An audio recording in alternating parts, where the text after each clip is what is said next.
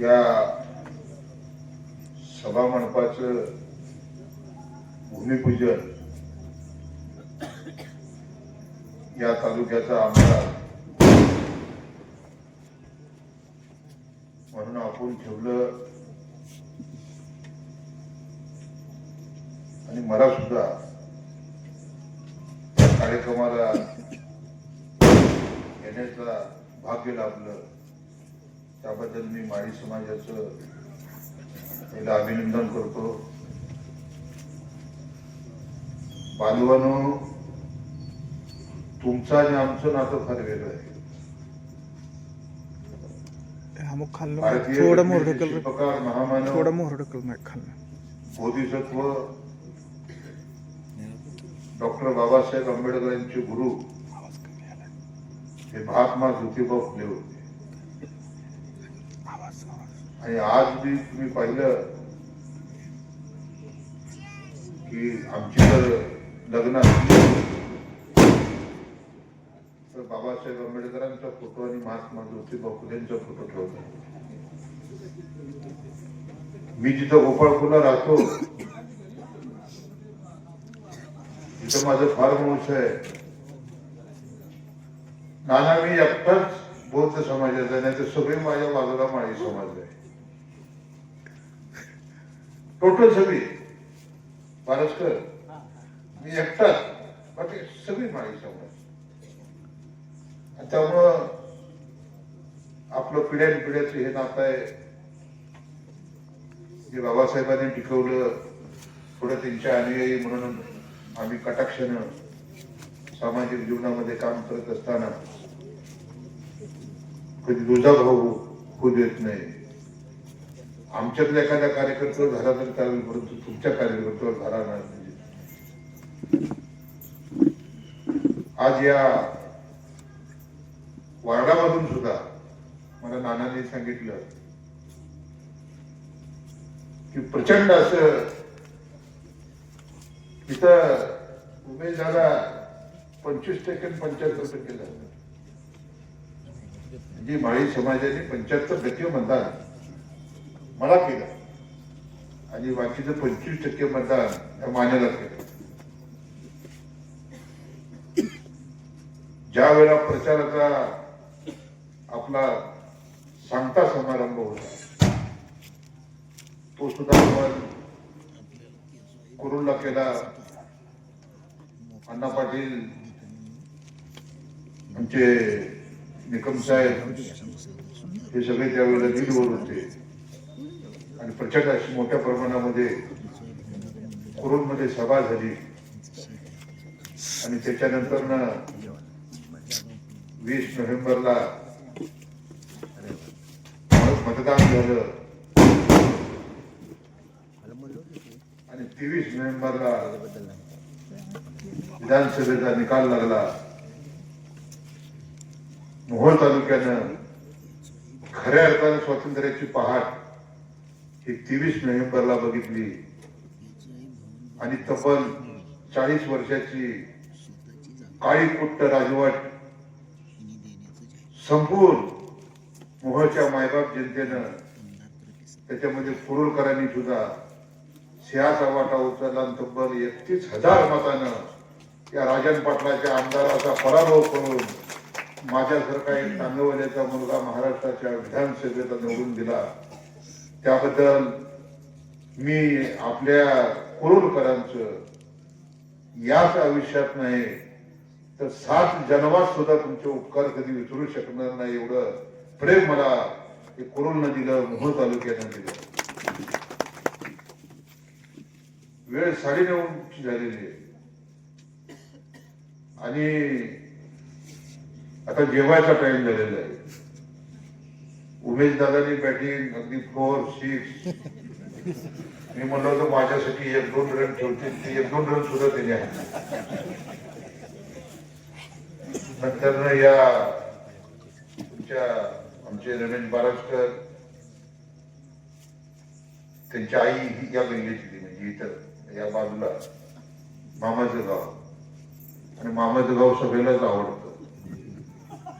हा हा त्याच्यामुळे त्याच्यामुळे बारसकरांचंही लहानपण इथं गेलं आणि आजच्या बी आठवणी आहेत. त्यांचं सगळी नाती होती इथंच आहेत. मला नानांनी एक मागणी केली, आपण कुरुलच्या विकासासाठी, आता दादांनी सांगितलं की दादा 45 लाख रुपयाचा निधी हा कुरुल गावासाठी आपल्या माध्यमातून देण्यात आला. माझ्याकडं माळी समाज सुद्धा भेटायला ज्यावेळेला आला गोपाळपूरला, भाऊ आले होते, आपण आला होता, नाना आला होता.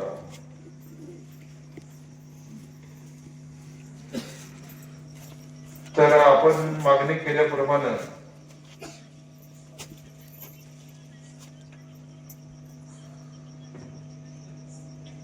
या संत स्वतःमाळी व गणेश मंदिर या सभा मंडपासाठी माझ्या आमदार फंडातून 10 लाख रुपयाचा निधी दिला असं मी जाहीर करतो.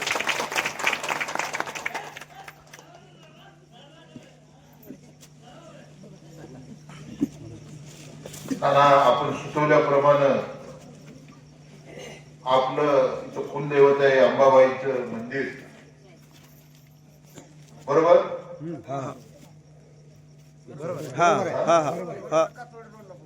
त्या अंबाबाई मंदिराच्या सभा मंडपासाठी माझ्या आमदार फंडातून 10 लाख रुपयाचा निधी आपल्याला दिला असं सगळ्याच्या साक्षीने जाहीर करतो.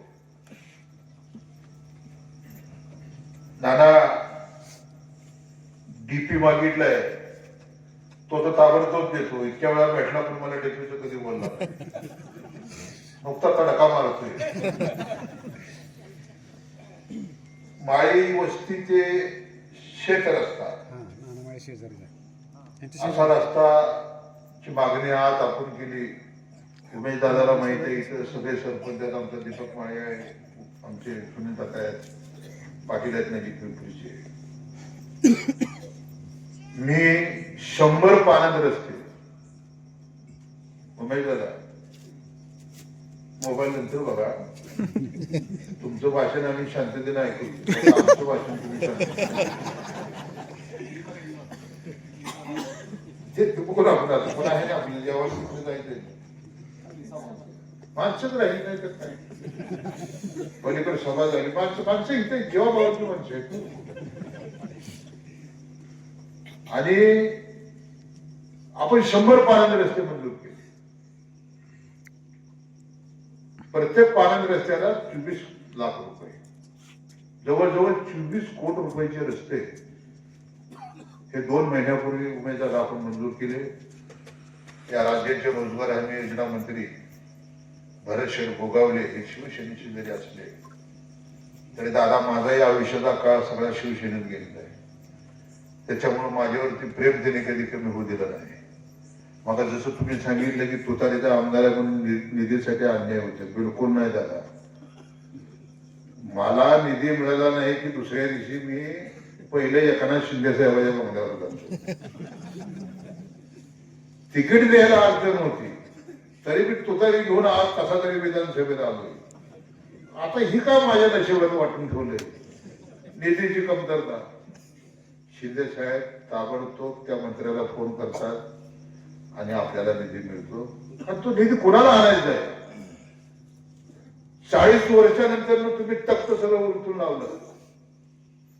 राजन पाटलाचा माज उतरवला.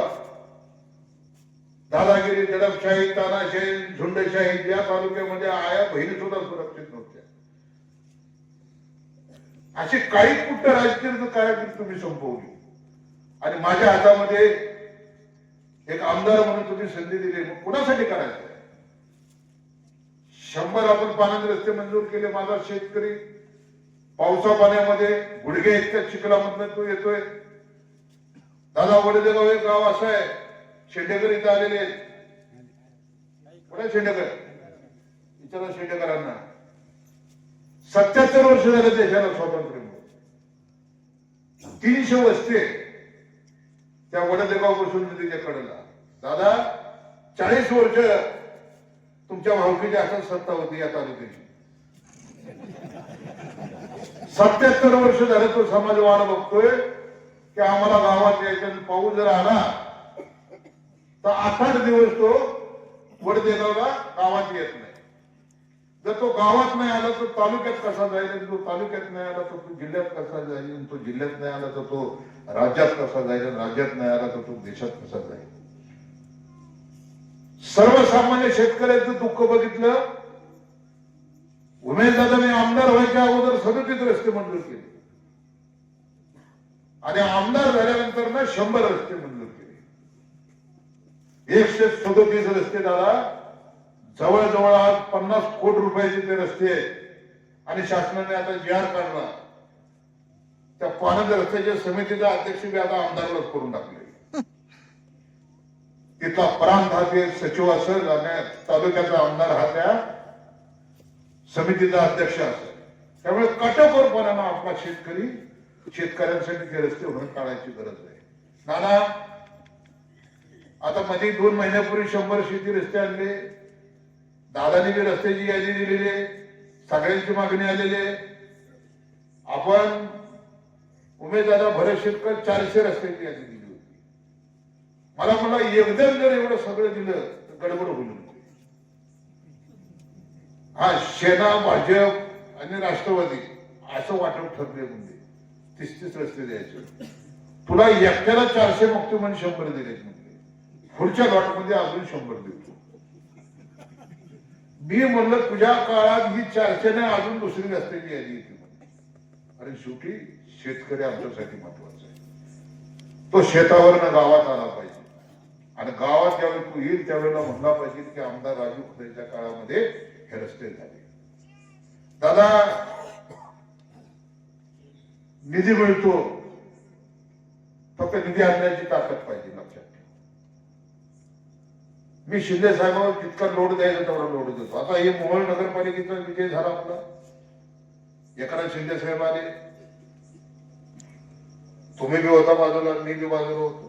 मी तर 35 वर्ष त्यांच्या बरोबर होतो शिंदे साहेबांचे.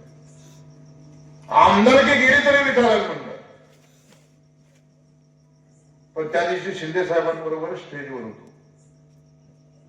मी म्हणलं मला बोलायची संधी दिली. म्हणलं मी बोलत नाही, उमेश दादाला बोलतो.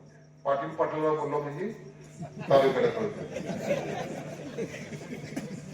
उमेश दादा बोलले, शिंदे साहेब बोलले, कराडे बाणा शिंदे साहेबाचा, रमेश बारसकर इथं आहे. 7,000 रुपयाची नोकरी करणारी ही मुलगी ह्या ज्या नगराध्यक्ष आपल्या झाल्या, 7,000 रुपयाची सीए कडे नोकरी करणारी मुलगी मोहोळ नगर परिषदेची नगराध्यक्ष म्हणून निवडून आली. लक्षात ठेवा. आम्ही कोणाला निवडलं? जात पात धर्माच्या पलीकडे जाऊ. या मोहोळची सत्ता कुठल्याही परिस्थितीमध्ये राजन पाटलाच्या ताब्यामध्ये द्यायचं नाही हा निर्धार आम्ही केला. उमेश दादाला म्हणलं, उमेश दादा तुतारी बाजूला राहू द्या, तुमचं घड्याळी बाजूला राहू द्या. हे नगर विकास खातं एकनाथ शिंदे साहेबांकडे. आपण 24 ला मतं मागताना शब्द दिला. मोहोळ सुंदर शहर बनवेल. आज 1 वर्ष झालेलं आहे. पूर परिस्थिती आली. लाडक्या बहिणीनं सरकारची तिजोरी काय खाली होईना. दादाकडे अर्थ खात आहे. निधीला कमतरता आली असेल, परंतु आता 4 वर्षाचा काळ आपल्याकडे आहे. हे मोहोळ एक सुंदर शहर झालं पाहिजे. बांधवांनो, भारतकर सुद्धा नगराध्यक्ष होते तुम्ही. 2018ला पटवलेला तुमचा डीपी प्लॅन, सगळ्याचे डीपी प्लॅन मंजूर झाले. परंतु उमेश दादा 69 नगरपालिकेच्या डीपी प्लॅनची ऑर्डर निघाली, त्यात आपलं मोहोळ नव्हतं. अधिवेशन चालू होतं बजेटचं. मला ज्यावेळेला कळालं की आपलं मोहोळ का नाही, मी माहिती घेतल्यानंतर मला कळालं की तत्कालीन आमदार यशवंत मानेनं फाईल बाजूला ठेवायला सांगितले. म्हणजे डीपी प्लॅन आलाय पण मंजूर करायचा नाही. म्हणजे कसला सूड उगवायचा मोहोळ शहरावर. आणि अधिवेशन संपलं. मी एकनाथ शिंदे साहेबांच्या गावी गेलो, दरेगावी. साहेबांना व्यथा सांगितली, म्हणलं काल तुम्ही 69 नगरपालिकेच्या डेप्युटी प्लॅन मंजूर केला, त्यात माझा डेप्युटी प्लॅन मंजूर केला नाही. मी म्हणलं त्या डेप्युटी सेक्रेटरीला भेटलो, त्यांनी सांगितलं की शिंदे साहेबांनी सांगितलं तर फाईल उद्या पुटअप करतो. उमेश दादा ताबडतोब शिंदे साहेबांनी फोन केला. श्रीरंग बारणे पुण्याचे खासदार तिथं होते आणि ती फाईल शिंदे साहेबांनी मागवली. नंतर शिंदे साहेबांनी तो डीपी प्लॅन मंजूर केला. फक्त त्याच्यात एक बदल केला होता, जी 15 एकरची आपल्याला क्रीडांगणाला जागा नव्हती. मी म्हणलं ती इरिगेशन डिपार्टमेंटची जी जमीन आहे त्याच्यावर फक्त आळं करा आणि त्याच्यावर फक्त क्रीडांगण लिहा.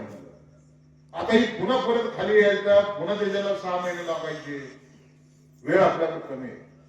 आणि मग ती जी उजनीची जी जागा होती इरिगेशन डिपार्टमेंटची, त्या जागेवरती शिंदे साहेबांनी त्या डेप्युटी सेक्रेटरीला सांगितलं, सेक्रेटरी आसिफ गुप्ताला सांगितलं की तिथं क्रीडांगण साठी राखीव एवढं लिहा आणि हाय असा आमचा डीपी प्लॅन मंजूर.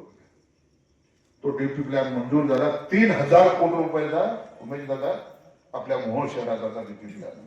बाळासाहेबांना माहिती आता जे पैसे येणार आहेत ते डीपी प्लॅन प्रमाणे येणार आहेत. मी आमदार म्हणून साहेबांकडे मागणी करणार आहे की डीपी प्लॅन प्रमाणे पैसे द्या, रस्त्यासाठी पैसे द्या, गटारीसाठी द्या, गार्डनसाठी द्या, सगळ्यासाठी आपल्याला पैसे